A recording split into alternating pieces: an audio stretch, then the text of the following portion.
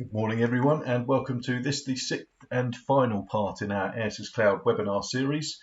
Thanks for tuning in this morning. The topic of today's webinar will be the bolt-ons.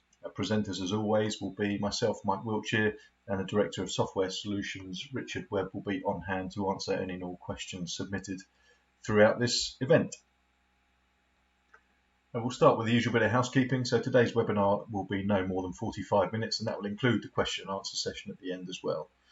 All participants will of course be muted throughout, and any questions can be submitted via the live Q&A section, which you should see on the right hand side of your screen. Any questions that we don't get to, we will answer directly via email after the event. You should have received copies of the slide already, and the link to our YouTube channel will be sent out after the event, and of course you can view not only this webinar but all the previous 5 as well. So as we said, this is the sixth and final part in the webinar series.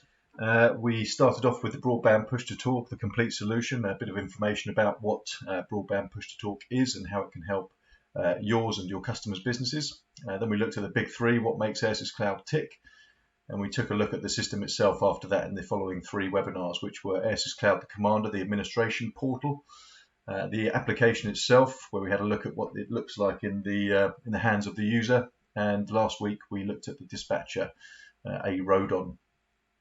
And this week we'll be looking at the all-important bolt-ons. This, of course, is what makes Airsys.Cloud unique in many ways, with the additional features and functionalities that it offers its customers. So as part of this webinar, as we say, we'll look at the bolt-ons. They are lone worker protection, task manager, indoor localization, and video calls. So Airsys.Cloud bolt-ons are essentially functional extensions for the Airsys.Cloud Flex Smart application for both Android and iOS client devices, and the Airsys Smart Rodon desktop dispatch app for Windows devices. Bolt-ons can't be used in conjunction with the push-to-talk variants of the Flex application and the Rodon application. As with most things Airsys.Cloud, you can manage the functions of the bolt-ons individually via the Airsys.Cloud Commander, and the current bolt-ons available, as we know, are the lone worker protection, task manager, indoor localization, and video calls or push to video. The bolt-ons can be purchased for just the users that need them. So if you've only got 3 lone worker protection, 3 lone workers in your staff, then you just need 3 licenses for lone worker protection, i.e. you only pay for what you need. One thing that you do need to be careful of is that if you've got a Rodon dispatcher in play, you will need to purchase a license for them as well. So not just the field users, but the dispatch user as well. So for the purpose of this webinar, we've assumed a fully featured Airsys.Cloud server as usual, configured with recording of data and media, all bolt-ons, call queuing, end-to-end encryption, and status messages. Obviously, bridging is a feature that we have available for Airsys.Cloud. However, we will cover that off in a future webinar, hopefully in the not too distant future, all being well. As we move forward into the bolt-ons, I am going to do a little bit of cheating for each one. I'm going to play a short video, no more than a minute and a half on each bolt-on, just to give you a nice overview of what it is that they can do, and then we'll go and have a look at it on the client devices themselves and the dispatch terminal. So let's jump in and take a look at the first bolt-on, lone worker protection. For those who work alone, communication and safety are critically important. Lone Worker Protection is a bolt-on application for Airsys.Cloud broadband push-to-talk solution that allows integration of lone worker services with health and safety, risk management and compliance policies to help mitigate the risk to lone working staff. With alerting capability driven by emergencies, man down, impact, lack of movement, periodic checks, connection and battery status. With protection against false alarms and an ability to immediately assemble emergency teams, any number of configurable outcomes can be triggered by the lone worker device. Such outcomes include instant alerting, full duplex audio or visual communications, and archived alerts and recordings for later examination. In use with compatible lone worker devices, Airsys.Cloud's Lone Worker Protection application conforms to accepted international standards for lone worker services and keeps your team safe, wherever they might be. So as I say, it's a little bit of a cheat, but I think the video just gives you a nice overview of what the application can offer, or what the bolt-on can offer, should I say. So we're just going to change tack now, and we're going to go over to the dispatcher, and we'll have a look on the device itself for how the application actually works on the user devices. So here we go. You've got the dispatch screen on the left-hand side here, and I've just got the user device on the right-hand side here, so you can see what differences are between each user's interface. So if we, first things first, go and connect on our user device, you'll see on the left-hand side here, you get a user up in the channel they're playing in. So you see here, my T590-3 is now available. What it'll ask you the first time you log in is if you want to do a sensor check for lone worker protection. So you'll notice at the top you've got a LWP shield, and that is currently red, which means that the lone worker protection is not enabled. If I want to enable it, I need to pass these series of sensor checks. So let's go ahead and pass those sensor checks. So we click on OK, and we've got a click to cancel sensor check there just to make sure that we can do that. That's passed. We hit the next button. It will take us to man down. It'll ask me to tilt the device. That's now passed. And now it's a movement sensor, so I have to hold the phone steady. That's done. And then we've got the battery alarm test, which is passed. And then we've got impact. It might be a loud noise, bear with me. And that's passed too. I'm using a Tello 590 ruggedized device, so that's still intact as well, which is good to know. So I'll move on to the next one. It's GPS ready. That's passed. It's locating. It's sharing its location, should I say. And the gives you a list of the results as well. So if you failed any there, you'll get a little exclamation mark and a triangle to say that you failed. So that's now complete. Click complete, and you can see that lone worker protection shield at the top there has now turned green. And that means that our lone worker protection is enabled. So now that we know our lone worker protection is enabled, there are a series of things that we can do to trigger alarms. So for example, if I was to come into impact with something, it will start the alarm. Now at the moment I've got it set to 30 seconds to stop the alarm in case it's a false alarm. So I can just click on that button in the middle, and that will stop the emergency from taking place, the emergency call from taking place. And all these the sensor checks that we had to go through, and these parameters within the lone worker protection bolt-on are what make it BS 8484 compliant, in conjunction with, of course, the device and having the alarm receiving center or dispatcher. That's what makes the whole solution British Standard compliant. That is quite a significant thing for insurance companies when it comes to lone workers. If you can say that you've got a solution that is BS 8484 compliant, it does tend to have a little bit of an impact on the premiums. So that's a nice thing to be able to tell customers. So from a dispatch point of view, what we can see is we go to our lone worker icon at the top here, and it gives us a list of all the lone workers currently on the system. You can see that my lack of movement has meant that the alarm has been triggered. We know that's a false alarm, so I'll just hit that and stop the emergency call from taking place. I won't do the emergency call purely because it's extremely loud, and it might be sending off a few too many things whilst we're on this webinar to do it successfully. So I'll leave it for the time being and save your ears. But back to the dispatcher. So you've got a list of all the lone workers that are on the system, and as a dispatcher, I can actually go into each lone worker and check the parameters that are available. So I can change things like the man down degree, the tilt timer that needs to go past in order to trigger. You've got the SOS timer there, which is 30 seconds, as I say, currently. We've got emergency call battery percentage. So if it drops below 20%, it will trigger an alarm. And we've also got the impact G that you can set as well. So if you're working at heights, it might be a different G to working at ground level. So it just gives you an idea of how granular you can get with the solution, even on to the level of bolt-ons. So that is our lone worker bolt-on in a nutshell. We can of course get into more detail if you'd like to after the event. But for the purpose of the rest of this webinar, I'm going to turn the lone worker off, and you'll just see on the client device there that it's done a little beep, and lone worker protection is now not enabled. It's not turned the shield from green to red. The shield disappeared altogether. That's because I've completely turned off lone worker protection. So we're going to jump back to the presentation and take a look at Task Manager.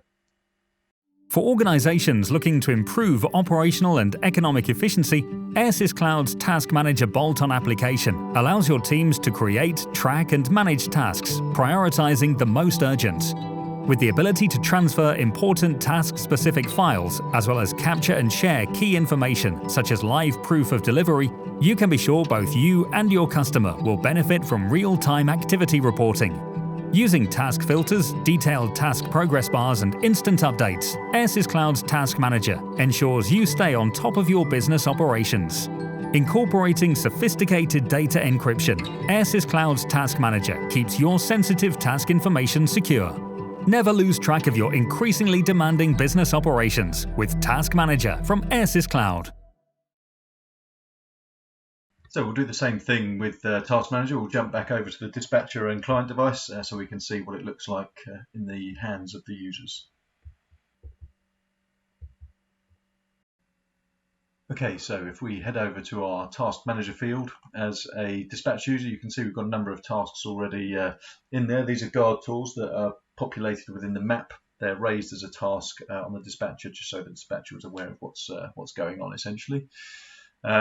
What I've done on the application side of things is if I go to my menu and scroll down to My Airsys, I've just created a favorites page, and these are things that I use quite often as the user. It's easily tailorable. You can simply click on the Add button and select any of the options that you have here and click on the cross, and that will add them back into this home page. It's just a nice feature that personalizes the device for the users. So for the purpose of this, we're going to go to the dispatcher and create a new task.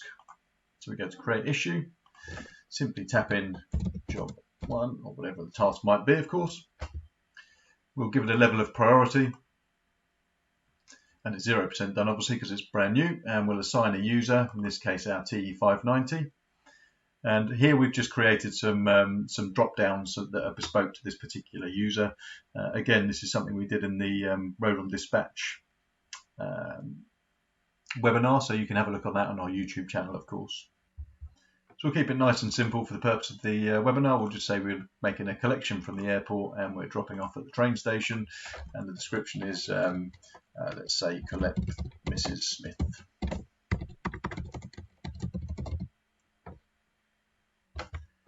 And again, for the purpose of the webinar, what we'll do is we will ensure we get a signed confirmation that the drop-off has been made.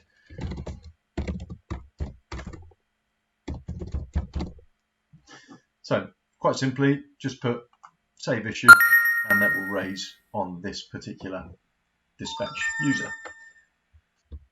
You probably heard a beep there on my client device. That just means that a task has come in, and you'll see a little task manager icon at the top there to let the user know that there is a task waiting for them. So if I go to my task manager, it will just load up, and we'll see the task there. We can see it's job 1. That's the one that we've just raised. So if we click on the task itself as the field user, we can get a drop down of everything that the task is requesting us to do. So the description is to collect Mrs. Smith and get the signature. And we're collecting from the airport and dropping off at the train station. Now, as the field user, we've got a number of options that are available to us, starting with the status. So if we can go into the change status option, and we can simply click on in progress. Now you see a beep and a little pop up at the bottom there that the status has been changed to in progress. So it just means that everyone's aware that the task has been received, and the user is on the case. As the field user, you can still get a bit more detail from the task. You simply click on the information, and you can have it so it's editable by the field user. Some companies like this, some companies don't, so it's entirely up to your customer requirements. But what they can do is they can click on a percentage done if the collection has been made. They can go to 50%, etc., and it'll update at the dispatcher's side as well. So once we're happy that the change has been made, simply click on the icon on the top right-hand side, and that will update the dispatcher. And you can see on the right-hand side there that that's moved to 50%. So it just means that the dispatch user can keep across all tasks as they're going on. As the field user, you can also add notes as well, and anything that you type in here obviously will update on the task manager side of things.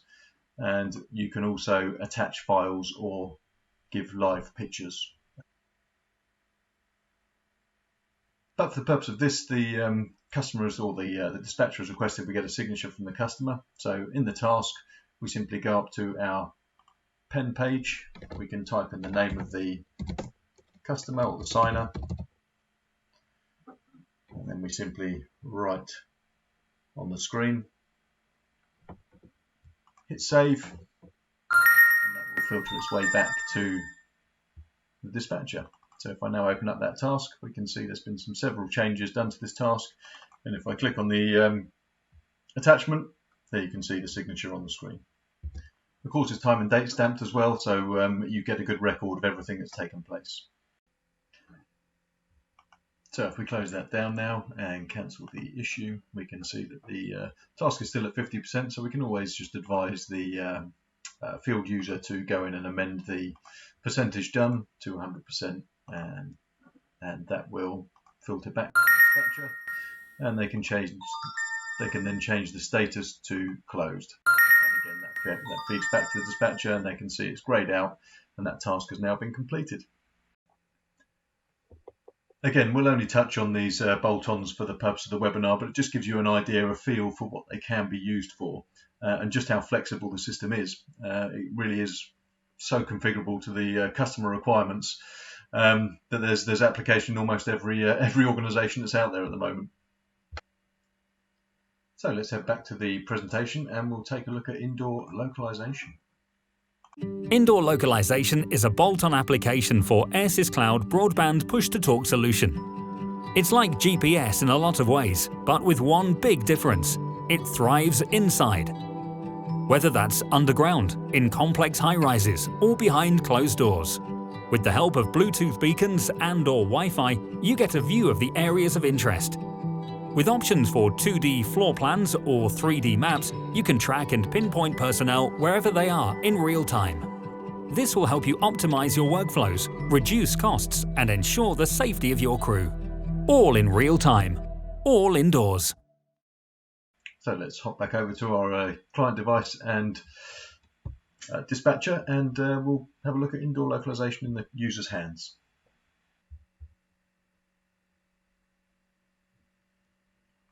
So I've just changed the layout slightly, so we've got the dispatcher in the middle still, and we've got the client device on the left-hand side. So we've navigated up to our indoor localization icon, and you can see that it's brought up the floor plan of my very small end of terraced house.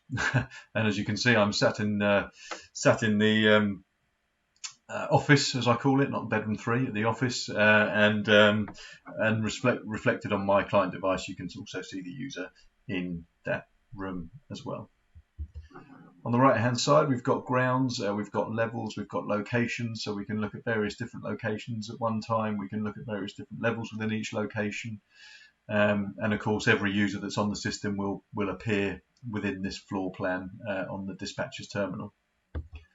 So there's a couple of ways that you can set indoor localization up. You can use Wi-Fi only, which tends to be a little bit unreliable in terms of location jumping around a bit.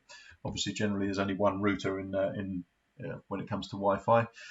Even if you've got a mesh system, it's better, but still not 100% accurate. The best way to get good accuracy is from a Bluetooth beacon deployment, and that can be set throughout the entire building that you're covering.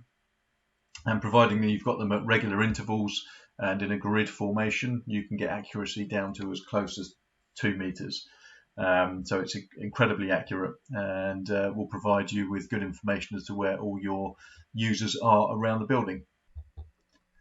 Now these are the 2D map versions of. We're currently working on a 3D map version as well, so you'll be able to see people going upstairs and down lifts and all sorts through a 3D map that's still displayed on the dispatcher in the center screen here. So that's going to be a really interesting future development for Airsys.Cloud.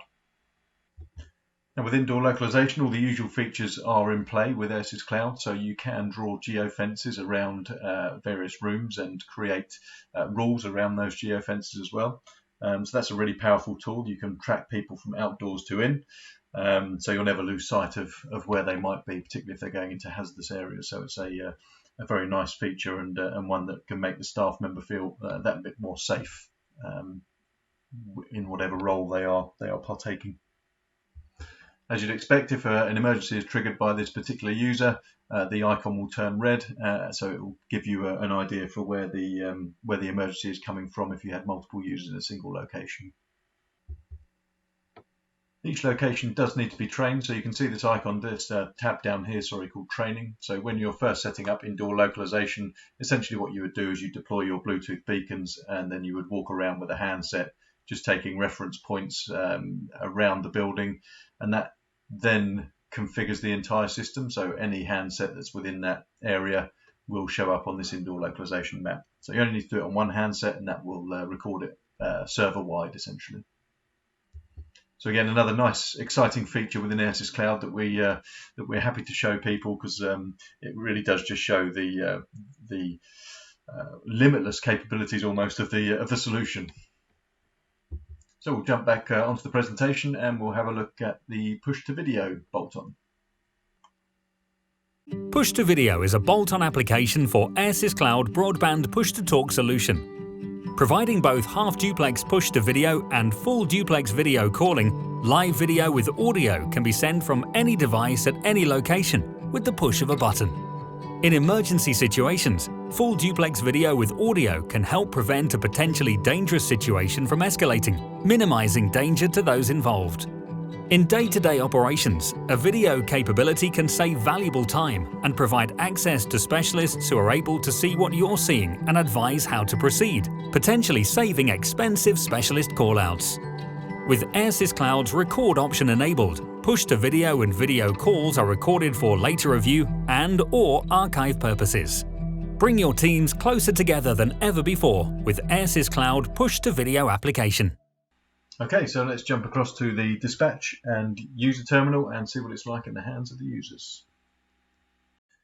Okay, so we're back on the dispatcher screen and the client device screen. You can see I've just added the users icon to my favorites tab on the device. So if I go to users and I select a user, I get a list of icons up at the top. So I've got the ability to make a direct call, a full duplex video call, or a half duplex push to video call.